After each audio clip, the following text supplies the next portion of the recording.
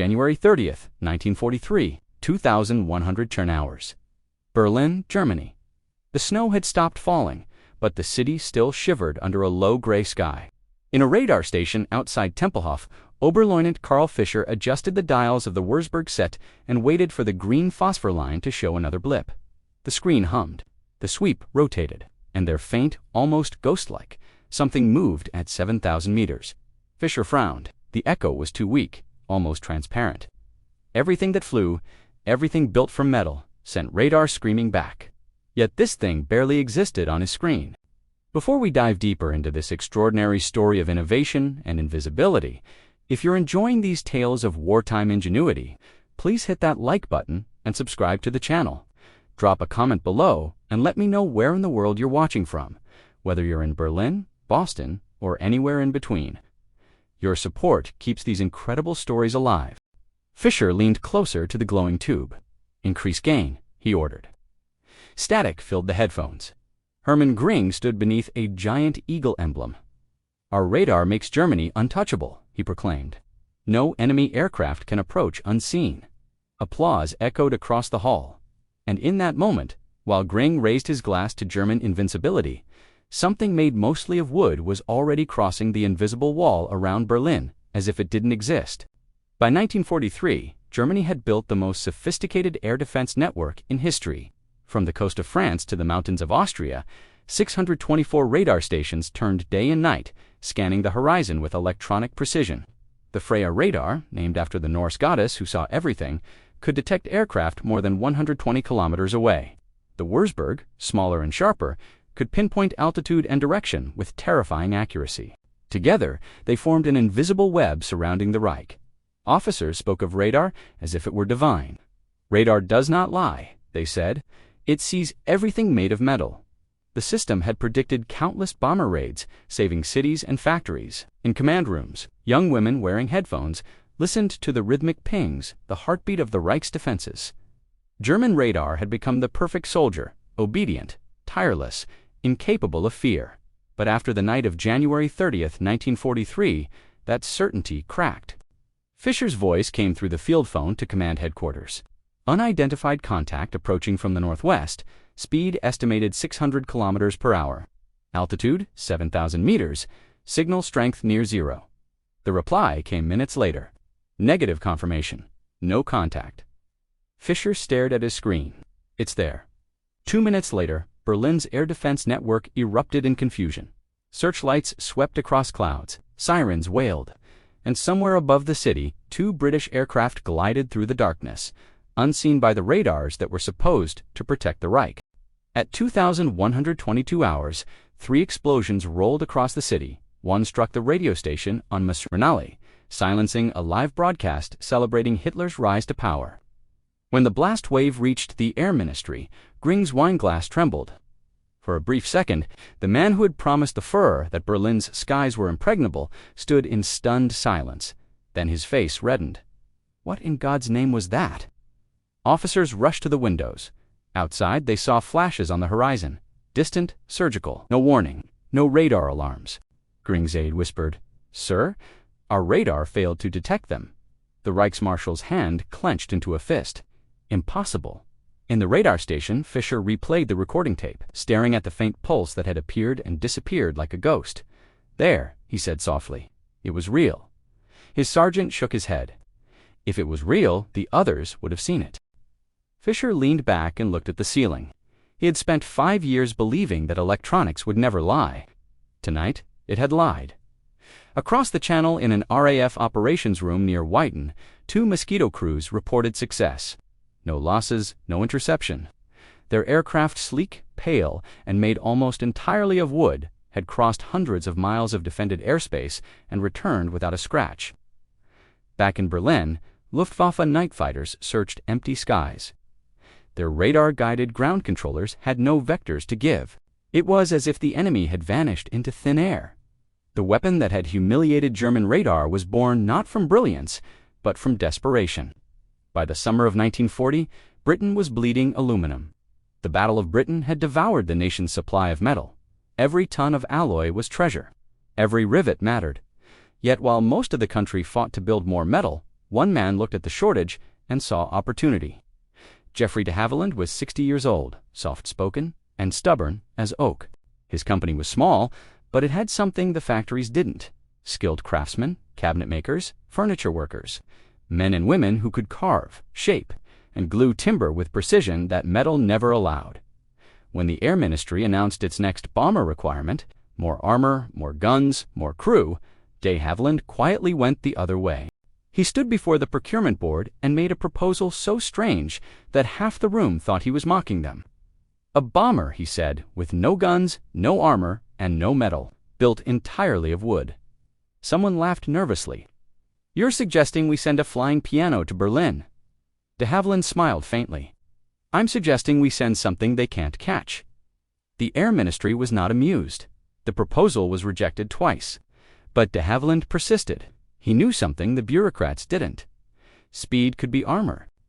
In a workshop outside Hatfield, engineers began quietly assembling a prototype: birch, spruce, balsa, and a casein-based adhesive that smelled faintly of milk but held stronger than rivets. They built molds by hand, bending thin layers of wood into elegant curves. The fuselage halves were glued together like the shell of a violin. When the prototype rolled out on November 25, 1940, even its creators were startled by its beauty: pale as bone, slender as a sword. Test pilot Geoffrey de Havilland Jr. climbed into the cockpit wearing an old leather jacket. "If it breaks apart," he said, "at least we'll have splinters instead of shrapnel." He advanced the throttles. The two Merlin engines roared, the wooden wings flexed, and the aircraft leaped down the runway. It lifted after only 400 yards, climbing effortlessly into the gray English sky. The instruments showed 380 miles per hour, faster than a Spitfire, faster than any bomber in the world. De Havilland said nothing, just smiled. Eventually, necessity forced the Air Ministry's hand. The RAF was losing too many heavy bombers to German fighters. The Mosquito offered something different: precision without loss. Factories across Britain began to retool: furniture makers in High Wycombe, piano craftsmen in Tottenham, cabinet builders in Glasgow, women sanded fuselage panels, men glued wings in makeshift sheds. Each aircraft took 6,000 hours of labor, but only a fraction of the strategic materials of a Lancaster. By mid-1941, the first production Mosquitoes flew operational reconnaissance missions over France. No guns, no escort. The crews returned unscathed. They were faster than the German interceptors sent to catch them. One pilot radioed in, laughing, "They can't even see us." To understand why the Mosquito could pass through radar nets unseen, you must understand what radar is: a machine that depends on echoes. When an antenna sends out radio waves, those waves travel until they strike an object, then bounce back. Metal reflects radio waves brilliantly. That's why aluminum bombers paint such bright signatures across radar screens. But wood does not play by those rules. The Mosquito's skin was made from birch, balsa, and spruce, bonded with resin and casein glue. The result was a surface that absorbed and diffused electromagnetic energy instead of reflecting it. Radio waves entered the layers of wood, lost strength, and scattered. 2A, Wurzburg radar tuned to 560 MHz. The Mosquito was a ghost. German scientists at Telefunken eventually recreated the effect in laboratory tests. They built wooden panels, shone radar waves upon them, and measured the returns. The numbers shocked them. Reflection strength fell to less than 1/10 that of an equivalent aluminum surface. One engineer wrote, "If an aircraft could be constructed with wood, its detection range would fall below 5 kilometers. By the time our radar sees it, it is already gone." They had described the physics of stealth decades before the word existed. The Mosquito's aerodynamic shape added another layer of invisibility. Its fuselage curved smoothly, offering no sharp angles to return strong reflections. To the Freya radar chain guarding the Channel coast, the Mosquito was little more than a faint shimmer lost in background clutter. But invisibility alone doesn't explain its success. What truly sealed the Mosquito's advantage was speed. Traveling at nearly 400 miles per hour, it crossed a Wurzburg S detection cone in seconds. Even if radar picked up a weak signal, the tracking operator had no time to compute an interception course before the aircraft vanished. It wasn't just unseen, it was untouchable. German commanders blamed their machines, not their assumptions. They ordered recalibration, frequency sweeps, amplifier upgrades. None of it mattered. The weakness wasn't in the electronics. It was in the philosophy, the belief that power and precision alone could guarantee control. January 30th, 1943, the 10th anniversary of Hitler's rise to power. Berlin prepared to celebrate. At 1100 hours, Göring would address the nation, assuring them that the Reich's air defenses were invincible. At RAF Whiten in Cambridgeshire, 3 crews of No. 105 Squadron stood by their Mosquitoes. Each carried for 500-pound bombs. Flight Lieutenant Ted Seymour adjusted his goggles and grinned. "Let's go ruin a party." At 10:45 hours, engines thundered across the frozen runway. The Mosquitoes lifted off, climbing to 8,500 meters. Crossing the North Sea, they flew alone. No escorts, no formation lights, just the deep vibration of twin Merlin engines synchronized like heartbeats. Over the Dutch coast, searchlights turned lazily, expecting heavy bombers at night, not small streaks of daylight slicing through the horizon. German radar stations scanned. Screens glowed. Nothing appeared. Inside one radar bunker. An operator leaned toward his screen. Strange reflection. Too weak, his supervisor shook his head. Probably weather. Minutes later, the Mosquitoes were gone already over the Zuiderzee. No alarms, no interception orders. By 12:47 hours, they crossed the Elbe. The crews could see Berlin ahead, shimmering through haze. At 12:57 hours, the Mosquitoes dropped to attack altitude. The city below glittered with banners. People filled the streets, unaware that death was gliding silently above. Seymour called over the intercom. "Target in sight." Radio station Masrin Alley, bomb doors open. 4 dull thumps echoed beneath the fuselage. The Mosquito lifted slightly, free of its burden. The first explosion struck precisely at 2,200 hours, the instant Göring began his speech. The broadcast cut off mid-sentence. Inside the Air Ministry, windows shattered. Staff officers threw themselves to the floor. Göring, stunned and furious, shouted, "What happened?" "Air raid, sir." Göring's face turned purple. Impossible. No British plane could reach Berlin in daylight, but outside, smoke billowed from the transmitter. Fire engines screamed. Air raid sirens howled, late and useless. The second Mosquito struck the Gestapo headquarters. The third hit the rail yards at Tempelhof before banking west for home. All 3 bombers completed their runs within 3 minutes. In radar command centers, operators stared at blank screens. One officer demanded confirmation. "Are you telling me enemy bombers are over Berlin and we have no radar contact?" The reply was a whisper. "Yes, sir." By the time Luftwaffe fighters scrambled, the Mosquitoes were already miles away. German pilots reached Berlin and saw smoke, confusion, and no enemy. The intruders had vanished like ghosts. At 15:25 hours, they landed safely at Whiten. Ground crews rushed forward, cheering. The mission had lasted 4 hours. The actual bombing less than 5 minutes. The radio stations that had once blared German propaganda were silent. The wooden aircraft had humiliated the Reich's air defense network in broad daylight. Back in Berlin, Göring faced the press with forced composure. "A trivial incident," he said, waving a hand. 3 aircraft destroyed by flak. But everyone in the room knew.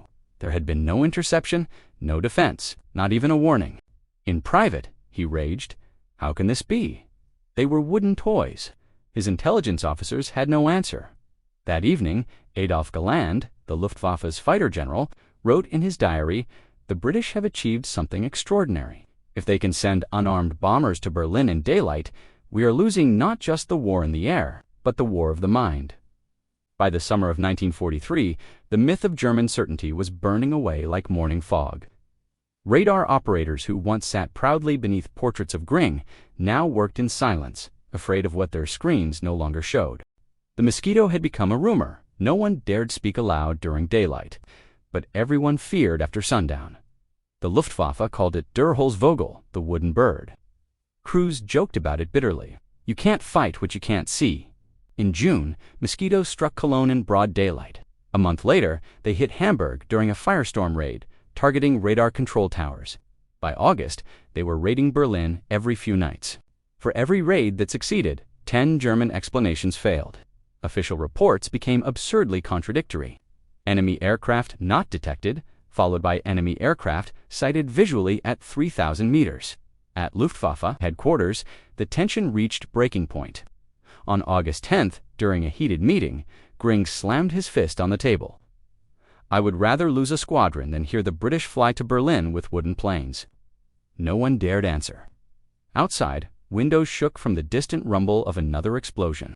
Adolf Galland later recalled that Gring's rage was personal. It mocked his entire promise to Hitler: the best radar, the best fighters, and yet the British crossed our heartland as if we were blind. That blindness became literal. In radar bunkers from Denmark to Bavaria, operators watched their scopes flicker and fade as mosquitoes slipped through frequency gaps or flew too high for accurate tracking. The radar's mathematics, the range equations, the sweep intervals, the triangulation tables all depended on steady echoes. The mosquito defied that logic. Inside one radar command post near Bremen, Oberleutnant Karl Fischer, the same man who had first seen the ghost over Berlin months earlier, sat in the dim green light.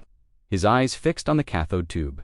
He saw faint static at bearing 240 degrees, range 60 kilometers. Too weak for a lock, he increased gain. The trace vanished. Seconds later, distant thunder rolled from the west. Fischer closed his eyes. "They're here again," he whispered.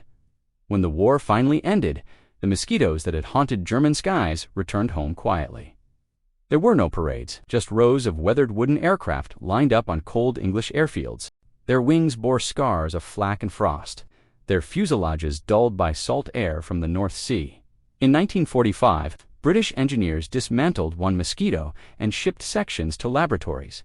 Scientists traced radar signals over its curved panels, confirming what the war had already shown, that wood had scattered the enemy's eyes. The results were filed away, forgotten amid the new obsession with jet engines and atomic power. The wooden bomber became obsolete almost overnight. On the other side of Europe, the ruins of radar stations stood as monuments to vanished certainty. In a bunker near Bremen, Karl Fischer returned once before surrendering. The Wurzburg dish lay twisted, its feed horn pointing at the ground like a bowed head. He found his old logbook among the debris. The last page was blank. He wrote a single line before closing it.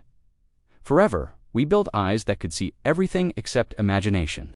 In post-war interviews, former Luftwaffe officers spoke of the mosquito with something close to reverence. One radar engineer told his interrogators, "It was not the machine that defeated us. It was the idea behind it. We trusted equations. They trusted intuition." Back in England, Geoffrey de Havilland visited a museum hangar where one of his mosquitoes awaited restoration. He was older now, slower, his once firm hands trembling as they traced the wooden fuselage. He told a young curator, "Everyone remembers the metal monsters, the Lancasters, the B-17s. No one remembers the plane that didn't need to be." Seen when engineers in the 1970s began shaping the first stealth aircraft, they rediscovered principles already proven by that wooden ghost's smooth curvature, non-metallic composites, radar absorption by design. In technical papers, those ideas were called novel. In truth, they were memories reborn. Today, a single mosquito stands under soft lights at the Royal Air Force Museum in London. Visitors walk past it quickly, drawn instead to massive bombers that fill the hall. The plaque beneath its nose calls it a fast reconnaissance aircraft of wooden construction. It does not mention Berlin or Gring's Fury or the radar screens that went dark. But if you stand close enough, you can still smell the faint sweetness of varnished birch and old glue. You can see the fine grain of the wood, hand-shaped by carpenters who once built furniture for peacetime homes. And if you listen carefully, you might almost hear the echo of twin Merlin engines fading into cloud, soft, distant, unstoppable. Somewhere in an archive no one visits lies Fischer's logbook. The ink has faded, but one line still reads clear: "We worshipped machines. They worshipped ideas." That was the real legacy of the mosquito. It taught the world that perfection does not always come from steel or circuitry, but from the courage to imagine differently. The bomber that couldn't be seen proved something every generation forgets. Until it's too late, the future belongs not to the powerful, but to the inventive.